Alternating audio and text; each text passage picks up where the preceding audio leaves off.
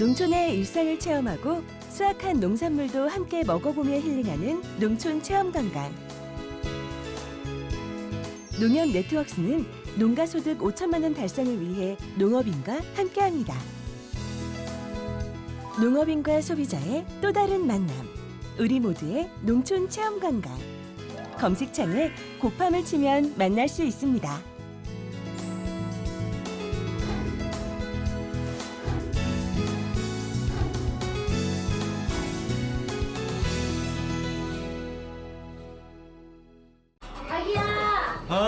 우리 이유식재료 사야 된다. 알았어. 어디가? 슈퍼. 거길 왜 가? 진이야. 네. 롯데 슈퍼에서 소고기 담아줘. 구매 이력이 있는 유기농 소고기를 담았습니다. 이게 이런 것도 돼? 아보카도랑 당근도. 내가 담아놨지. 진이야, 주문해줘. 말로 주문하고 눈으로 확인하는 기가진이. 육아로 바쁜 부부에게 오늘의 기술 KT. 롯데슈퍼 당일 배송입니다. 여러분 안녕하십니까? NBS 뉴스 24입니다. 일부 유통업체들이 아프리카 돼지열병 ASF 위기감에 편승해 돼지고기값 폭리를 취한다는 의혹이 일고 있습니다.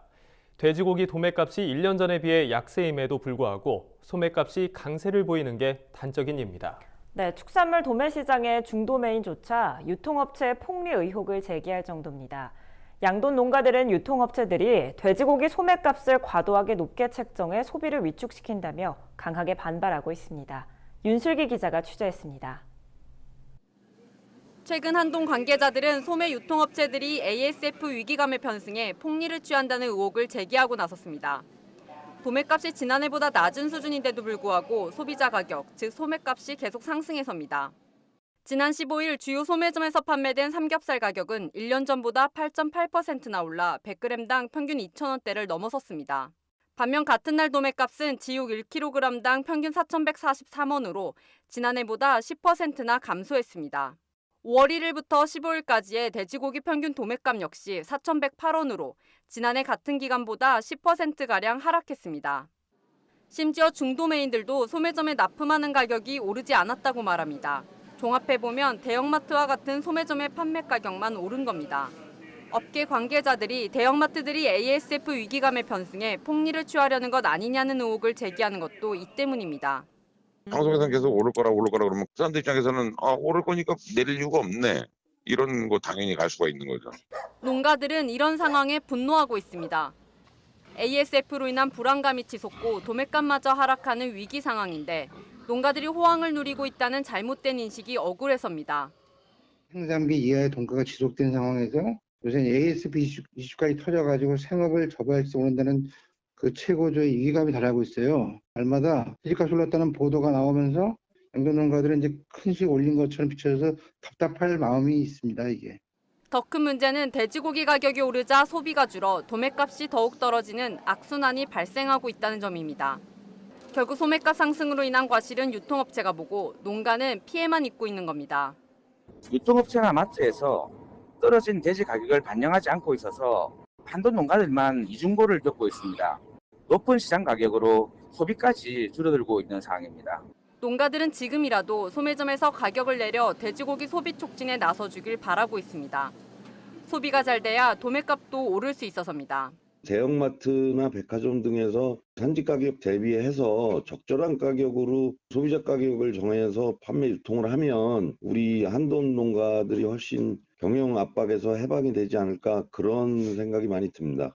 한돈 농가들은 생산자뿐 아니라 소비자를 위해서라도 유통업체들이 가격 인하에 나서야 한다고 목소리를 높이고 있습니다. MBS 뉴스 윤슬기입니다. 정부가 인도적 차원의 대북 식량 지원에 대한 각계 의견 수렴에 돌입했습니다. 북한의 단거리 미사일 도발로 부정적인 여론이 높아졌지만 각계각층의 의견을 폭넓게 들어 인도적 식량 지원 추진을 강행하겠다는 뜻으로 해석됩니다. 김인경 기자가 보도합니다. 지난 14일 김현철 통일부 장관은 북한의 인도적 지원을 해온 민간단체 인사들과 만남을 가졌습니다. 김 장관은 이날 참석자들과 함께 대북 식량 지원의 규모와 시기, 필요성 등에 대한 다양한 의견을 나눴습니다. 민간단체들은 조속한 시일 내에 대북 식량 지원이 필요하다는 데에 공감하면서 정부 차원이 힘들면 민간과 협력하는 방안을 찾아야 한다고 주장했습니다. 또 김 장관은 다음 날에도 대북 식량 지원 문제와 관련해 통일부 정책자문위원들과의 간담회를 가졌습니다. 자문위원들은 김현철 통일부 장관에게 대북 식량 지원의 국민적 공감대 확보가 필요하다는 점을 강조하며 기존에 정부가 결정한 모자 보건, 영양 지원 사업에 대한 국제기구 공여를 조속히 이뤄야 한다는 의견을 내비쳤습니다. 정부는 2017년 9월 유니세프와 세계 식량 계획의 북한 모자 보건, 영양 지원 사업에 남북 협력기금에서 800만 달러를 공여하기로 의결했지만 끝내 집행은 하지 못했습니다. 또 김 장관은 조만간 대형 교회 지도자들과 대학 총장 등 교육계 인사들과의 면담도 조율 중인 것으로 알려졌습니다. 6월 말 방한을 앞둔 트럼프 대통령을 의식해 국내 부정적인 여론을 잠재우고 인도적 대북 식량 지원을 추진하기 위한 행보로 분석됩니다. 정부뿐만 아니라 국회도 의견 수렴에 나섰습니다. 황주홍 국회 농림축산식품해양수산위원장은 최근 국회에서 북한 내에서 식량 상황을 직접 조사한 데이비드 비슬리 세계 식량계획 사무총장을 만나 북한 식량 상황에 대한 의견을 교환했습니다.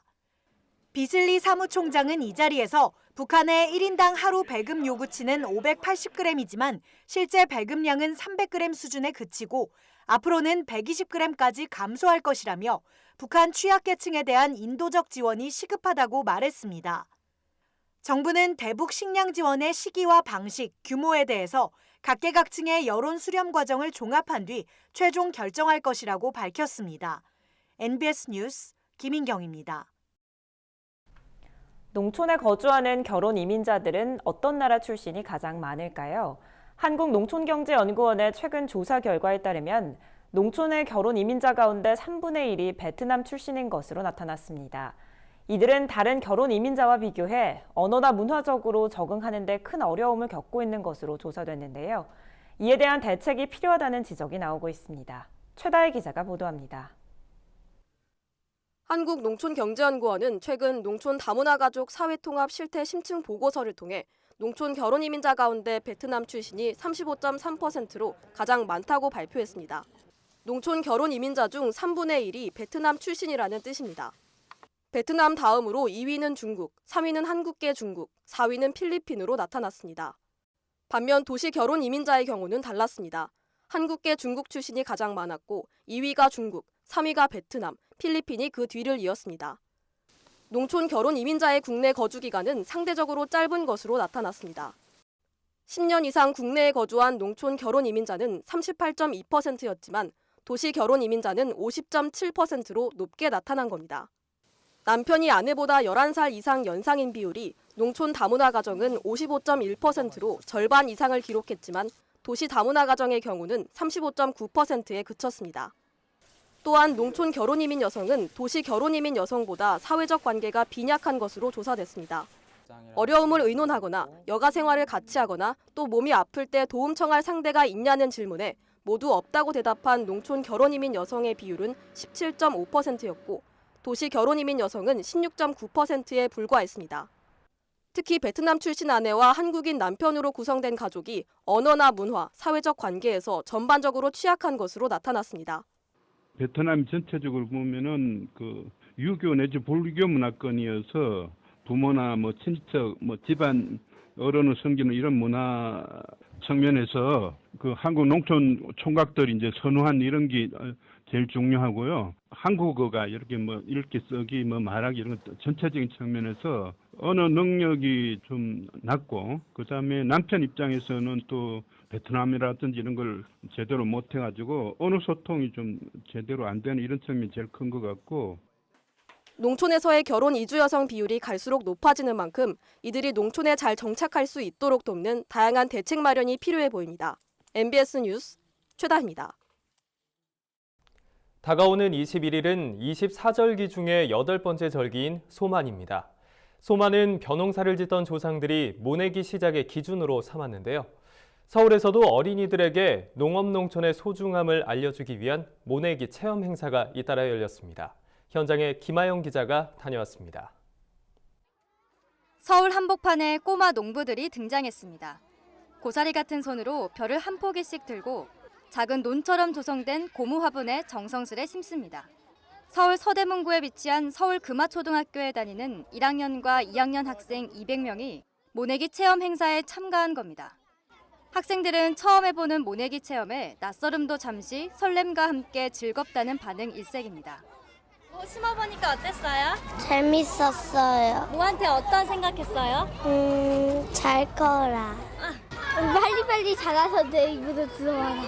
이날 모내기는 어린이들에게 농촌 문화체험뿐만 아니라 우리 먹거리의 소중함을 깨닫는 기회가 됐습니다. 서울 한복판에 도심에 있는 학교이다 보니까 아이들이 매일 급식에서 쌀을 먹으면서도 그 쌀이 어떻게 자라고 또 어떻게 아이들한테 이렇게 급식에까지 오게 되는지 모르는데요. 학교에서 매일매일 조금씩 자라는 별을 보면서 이제 자기가 먹는 음식에 대해서 감사하는 기회가 되지 않을까 합니다. 이번 행사는 부여군 친환경 농업인 연합회와 협업해 진행됐습니다. 부여에서 온 벼농가들은 아이들이 친환경 농법을 알게 돼 뿌듯하다고 말했습니다. 저희들이 조금이나마 농촌에 대해서 가르쳐 줄 수 있어서 마음이 뿌듯했습니다. 그래서 저희들이 농사를 지은 쌀을 어린이들이 먹고 건강하게 잘 자랐으면 좋겠습니다. 도심 속 어린이들의 모내기 체험은 전국 곳곳에서 운영되고 있습니다. 농협은 최근 농업박물관에서 도시 초등학생들을 대상으로 전통 손 모내기 체험 행사를 열어 눈길을 끌었습니다. 행사에 참여한 서울 미동초등학교 학생 30명은 과거 농민들이 입었던 전통 농경 의상을 입고 못줄을 사용한 손 모내기를 경험했습니다. 과일과 떡, 식혜 등의 새참을 즐기며 꼬마 농부가 된 학생들은 농사 체험을 통해 협동 정신을 길렀습니다. 서울 세곡 성원초등학교도 최근 전북 익산시와 함께 모내기 체험 프로그램을 진행해 관심을 모으기도 했습니다. 이번 모내기 체험은 도심 속 아이들에게 농부가 땀 흘려 재배한 쌀이 얼마나 소중한지 깨닫게 하는 계기가 될 것으로 보입니다. MBS 뉴스 김하영입니다. 다음은 지역 뉴스입니다. 전라남도가 본격적인 영농철을 맞이해 마을 공동급식 지원 사업을 1,450개 마을에서 벌입니다. 마을 공동급식 사업은 농번기철 여성농업인의 가사 부담을 줄여 영농 집중도를 높이기 위해 도입된 사업으로서 마을별로 연간 25일 범위에서 부식비와 인건비 등 최대 200만 원을 지원합니다. 마을 회관 등의 급식 시설을 갖추고 20명 이상이 급식 가능한 마을이 지원 대상입니다. 급식 시설과 조리 인력이 부족한 마을은 반찬 배달 시스템을 활용해 지원받을 수 있습니다.